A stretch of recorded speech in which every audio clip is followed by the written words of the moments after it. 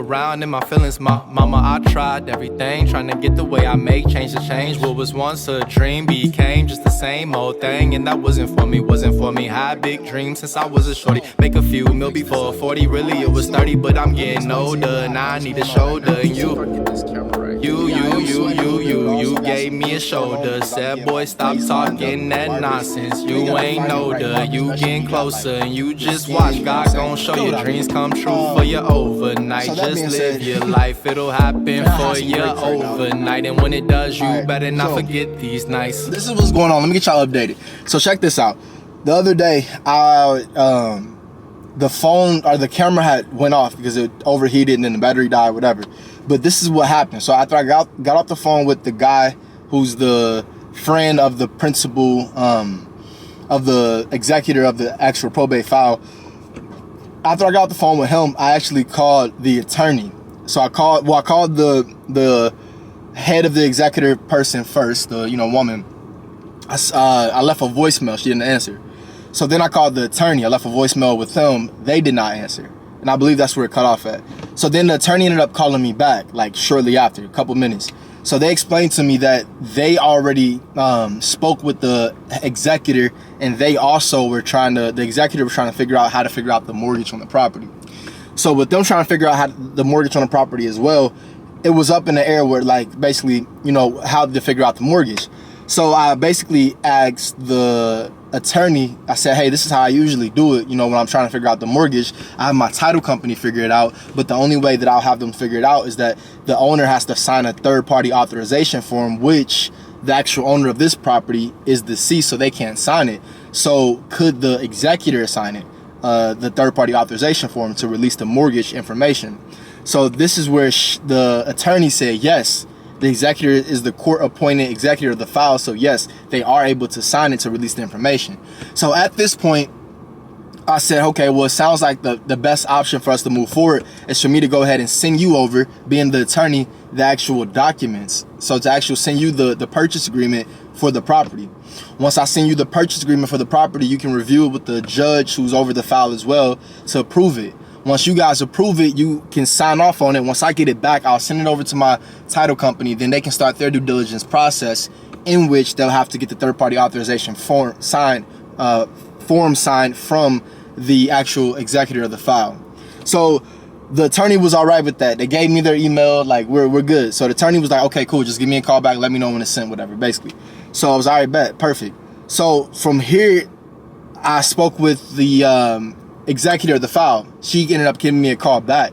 So she gave me a call back, and basically I offered them $75,000 because I said, hey, look, we're looking to, I basically explained that the best way we can help you, I understand you were looking to get, figure out how much you're owed before, but right now the only thing that we can do is, you sign the contract, then I'll be able to, explain it to you or show you how much you owed.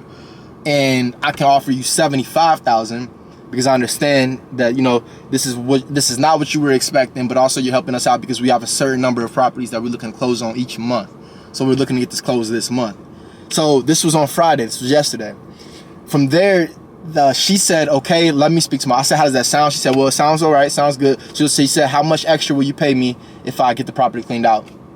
I said, well, at this point, it's a matter of time. I have my team who can clean it out, but it's a matter of time. So, just taking it as is without cleaning out, that's just how we would prefer, just to get it done, the process in motion. So we'll take 75. So we'll do 75,000. So it'll all be 75,000.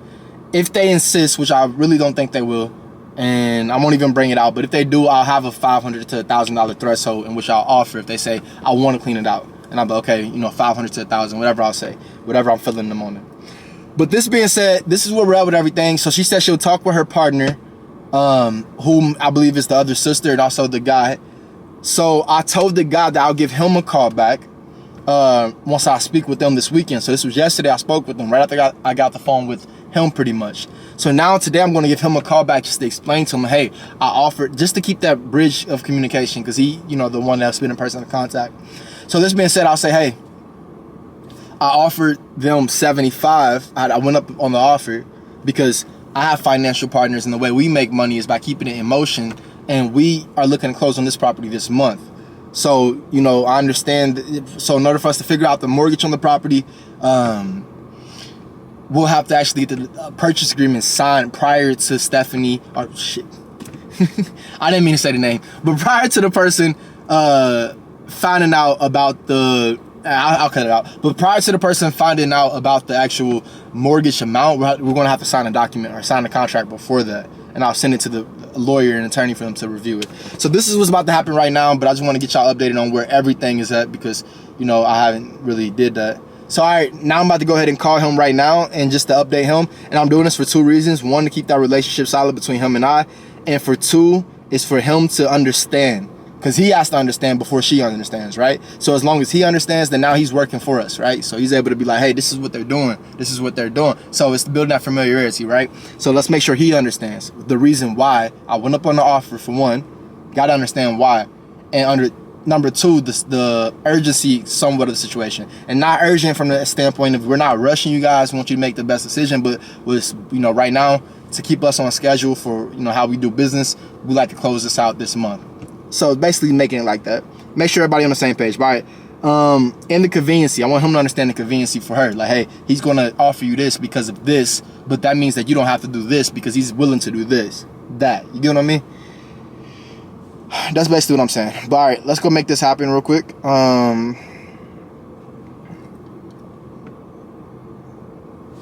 Here we go. I'm sorry, the person you are trying to reach has a voicemail box that has not been sent. Ah, dang. Please try your call again later. Goodbye. Well, that just happened. He'll call back some point. We'll let it happen naturally, not gonna blow him up. If he calls back tonight, great. If not, then it'll happen naturally. And regardless of what, my battery's about. This thing's getting overheated. So I'll tell you this, and I'll cut it off. This is it right here. Shit. Hey, how's it going? Okay, how you doing? Doing well, sir. Just wanted to give you a quick update. I ain't catch you at a bad time, did I? Okay, I can hear you. Yes, sir. Just giving you a quick update. So I was able to speak with Stephanie yesterday. Oh, were you? Yes, sir. Was able to speak with her regarding the property, let her know basically where we're at with everything. So I spoke with the attorney from the other day. On our behalf, we can actually up the price of our offer. You know, one thing with us is we're looking to close on a property each month. So this property's particular, you know, time is kind of escaping us. We like to close on it this month and, you know, have private money partners as well. So the way we make money is by keeping it in motion. So if we're able to close on it this month, we can go ahead and offer $75,000 in as-is condition. But that's if, you know, we're able to close on it. So she said she'd speak with her partner, and I'm presuming and consulting with you as well. And I can give her a call back on Monday afternoon. I just want to get you updated. Okay, that's good. I'll let her know. You thinking somewhere around 45? No, sir. As far as the offer, we can do 75. So, you know, initially we were saying... Oh, yeah. Right. I understand And 75 coming from you, but as far as the payoff, you're thinking the payoff would be somewhere around 45. Right. So per speaking with the attorney as well, that's what she said. Now, she also said she wasn't aware. That's what came from. There was information and documents that she was able to look at, and it said but somewhere between 45 to 35,000 how much was owed on the mortgage. Now, in order for us to actually confirm that amount, this is where I need to have, you know, my title company actually step in. So my title company will have to step in and do their own due diligence, contact the actual mortgage companies. They'll have signed a third-party authorization form in the place of, you know, since she won't be able to sign it. The attorney said that is legal since she is the court-appointed executor. So, you know, but that's all attorney talk. I have attorneys through the title company, so they'll be all handling that, whether it be us handling it, because, you know, it's different between our attorney talking to the bank versus us talking to the bank. Okay, well, I'll give her, I'll talk to her and everything. I still think that lawyer is garbage. Because the only thing the lawyer got to do is come up with one number, and then we could deal with you. Right. If the lawyers say 35,000, 45,000, we know where we at to go ahead and say, okay, let's do something with you. But I already know she's not going to do nothing without finding out something about the payoff. Mm-hmm. I mean, the way that lawyer talking, the payoff could be you want to offer her 70. The payoff could be 65. Mm-hmm. You know what I'm saying? Mm-hmm. There ain't no way to tell what the payoff is until let the lady know how much she owes, and then we can take it from there. Mm-hmm. Right. I'll talk to that lawyer. I'm gonna talk to that lawyer again, and I'm gonna let her know you're the one that's holding up progress. Only thing you got to do is find out the exact ticket, all the way down to the last penny, what the payoff is. Right. Once she gets that, then she would be able to do something with you. Right. She know if it's 35 and you give her 70, she know what kind of profit she's making. Mm-hmm. But going into everything the way that the lawyer's going in, the lady don't know exactly nothing that she's getting. If it was me, I'm gonna tell her I wouldn't do nothing.